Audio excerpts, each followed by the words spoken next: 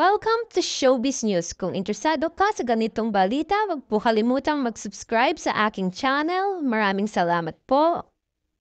Nakita nila wala yung DOTC, hindi namin maitanong tungkol sa eroplano, wala si Secretary John Vic na siya naman na nagsabi na chinarter daw yung plane, hindi namin maintindihan, binayaran daw ng Office of the President.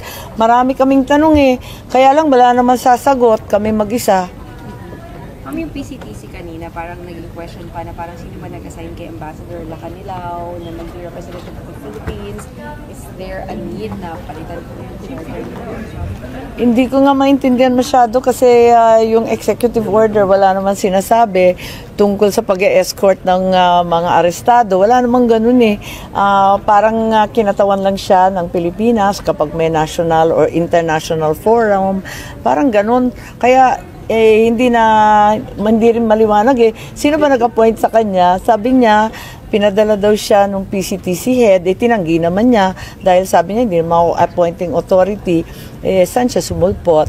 So, nalilito tayo, maraming katanungan na nakita at nagulat naman ako kay Special Envoy kung ano naman pinipirmahan. Hindi naman tama yung pinirmahan Kitang-kita, hindi naman siya sumulat, in fairness. Pero ba't mo pipirmahan yung dokumento na mali-mali ang nakasaad? Higit sa lahat, hindi nga klaro kung sino yung rin-represent niya, Interpol ba o yung ating gobyerno.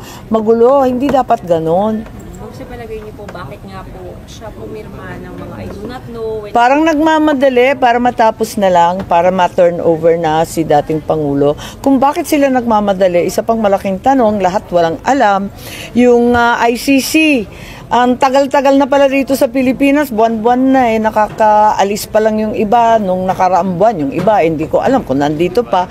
Abay, hindi nila alam lahat. Paano naman nila hindi alam? Samantalang lahat ng presinto pinagpupunta sa Caloocan, Station 6, Batasan Hills QC, lahat ng ospital, kinakalkal na yung mga dead on arrival sa East Avenue. Paano nila nalalaman lahat ng detalyeng yun? Ang sinasabi ni Secretary, puro civil society. Ang dami kong barkadang civil society, hirap na hirap. Maangal nga na hindi sila tinutulungan sa ebidensya.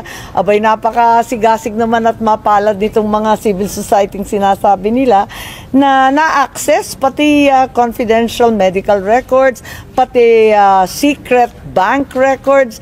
Paano nila nakakuha lahat yan? Kaya hindi mapagkakaila na may tumulong sa ating pamahalaan. Maraming pangalan binabanggit at wala naman tayong katibayan. Baka mauwi na naman tayo sa sinasabi ni Secretary John Vic dati na puros chismis.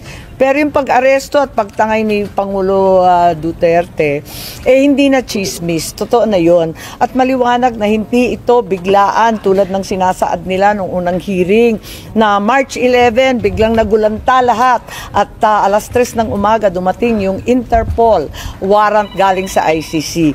Maliwanag na hindi totoo yon. Mayo pa, umaandar na lahat ng mga proseso. Mayo, ng nakaraang taon, nag-umpisa na, andyan na yung ICC noong October, nag-umpisa ang Quadcom at yung DOJ nagkaroon ng task force. Nagtataka ako sa kanila kung bakit sinasabi nila na nagulat sila samantalang maliwanag na nagtulong-tulong sila ipunin lahat ng katibayan.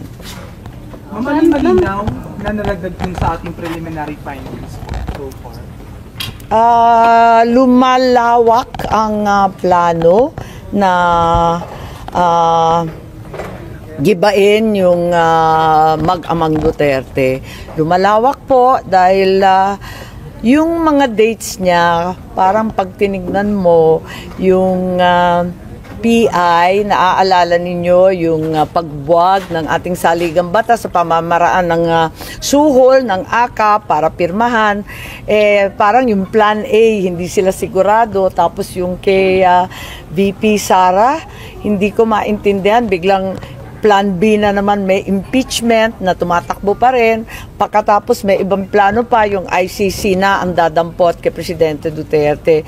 Iba-ibang plano pero maliwanag na hindi nangyari kaagad-agad nung umaga ng March 11. Hindi po totoo yun, hindi ka panipaniwala. Who's your source for the document na DOJ na sinabi ni... Ayun, sabi nila peke, hindi namang mahalagang dokumento yon. Maraming nagpapadala kasi ng dokumento, kaya ako nga tinatanong kung totoo, alin ang totoo dito. Yung iba, totoo. Halos lahat totoo Pati yung sa Bureau of Immigration tungkol sa ICC, pati yung travel logs, wala namang makadispute nun dahil galing sa immigration din. Yun nga, nakalusot yung isa, hindi ko alam. Tinatanong ko nga Sabi ko, ano ba ibig sabihin to? It's not material in any case, hindi siya mahalaga. Yung designation ng mga taong, yung mga foreigners, BI yung nagsabi na ICC sila because sabi ng BI, hindi rin daw galing sa kanilang information na ICC yung mga taong yun. Hindi ko alam, pero depende sa BI. When you said na lumalawak ang plano na gibain niya mag-Aman Duterte, are you trying to say na politically motivated yung pag-aresto kay former President Duterte? Parang kasi yung chronology, habang lumalala ang alitan sa dalawang panig, lumalala rin ang legal actions being undertaken. So, nakakalungkot kasi nauwi rin pala sa politika. Thank you, Ma'am, sorry. How do you address accusations na this hearing is being politicized, na some people think na walang laws na lalabas galing dito since it's supposed to be in aid of the... Diyan sila magugulat. May draft na po. Sinabi ko na nga kung alin yung mga batas na titignan natin muli. Clearly, yung 9851 needs revisiting. And clearly, the extradition law is old and possibly inadequate. Marami tayong kailangan tignan para sa ating mga OFW, para sa reciprocal service of sentence. Marami pa tayong titignan.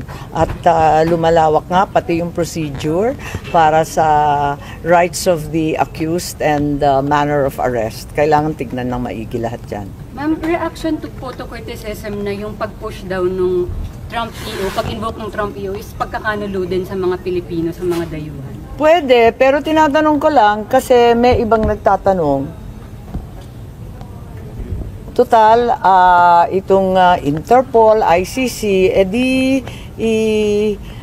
lahat na natin, pati yung EO. Kasi ang liwaliwanag ng sanctions against ICC at saka yung pagdedeklara na ang Pilipinas ay non-NATO ally.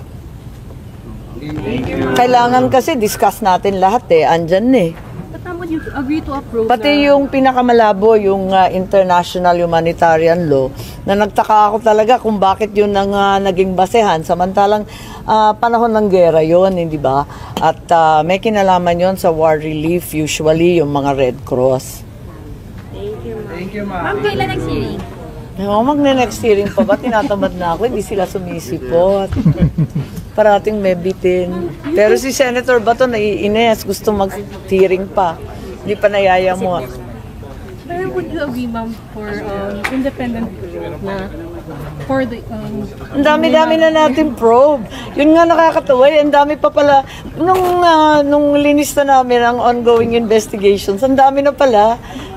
Dahil yun nga, nagkaroon ng Quadcom, nagkaroon ng Senate Blue Ribbon, nagkaroon ng DOJ Task Force, nagkaroon ng CHR, nagkaroon ng ICC personnel na nandito sa Pilipinas, tapos may PNP din. Ang daing nag-iimbestiga, sangkatutak pala tayo. Tapos pag tinignan mo yung ICC records, yung sa prosecution request for warrant, lahat ng katibayan niya, talagang binigay ng gobyerno, hindi naman makukuha ng basta yun.